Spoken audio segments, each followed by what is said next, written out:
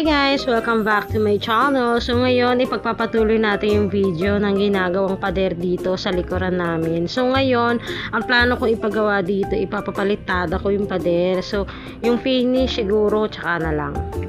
A few moments later. Ayan, ang counter na pinagawa ko kay Kuya Marvin. Yan. So konti na lang yung space na meron ako para dito. So dito, maglalagay ako ng upuan.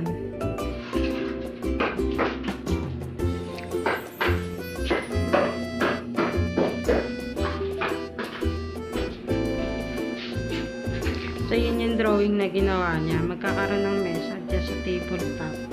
Tapos drawer dun sa likod.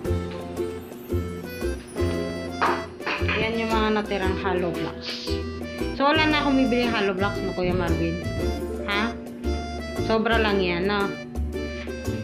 Sobra lang daw yan kasi sumobra yung bili namin ng hollow blocks. At wala na rin akong pabili ng kahoy. Kaya ganyan na lang pinagawa ko. Kaysa bumili ako ng drawer. Diba, no? Ganyan na lang. Tingnan ko yung nasa likod. Ganyan ang itsura ng nasa likod. Pinagawa ni Kuya Marvin. So, meron na rito sa left side.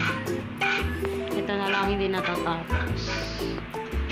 Itong nasa gitna. Maraming mga katirang bato-bato. Ayan, tingin ko matatapos mo na. Oo. So, pero ito, tatapusin mo. Ito yung nasa likod, ha? Ha? So, yan. So, mauuna na kasi kami mamaya dahil may pasok pa.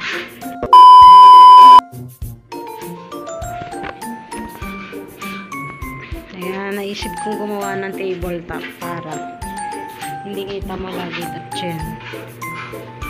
Tapos dito siguro lalagay na lang ako ng kortina. Diba? Pero hindi ako magagas kasi baka masunog yung kortina. Ano lang ako, puro kuryente lang nalutuan. Several days later. So, ito na yung mga dinala nila.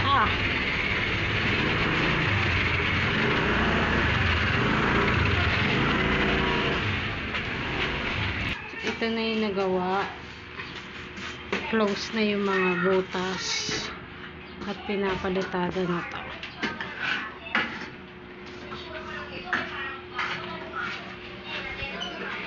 Ito yung dakal na binili.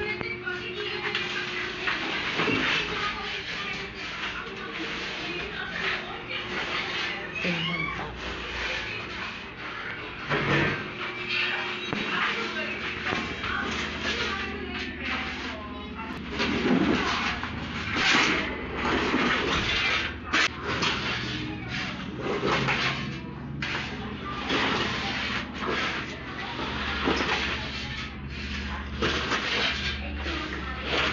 Meanwhile,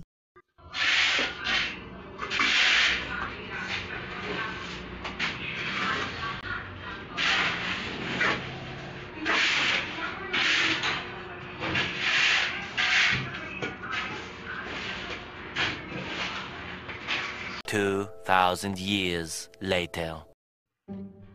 Yan na ang bagong update sa bahay.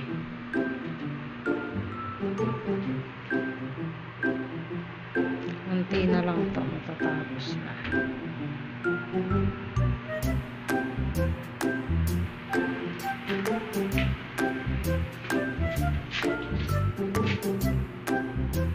Magkano kaya magagastos ko dun sa sinasabi mo? Yung dun sa may tubo, tapos may exhaust fan, para hindi uminit. Kasi parang init dito eh. Ha? Malamig sa gabi? Talaga? Pero sabihin kahit wala na. Sa umaga, hindi mo papakasal.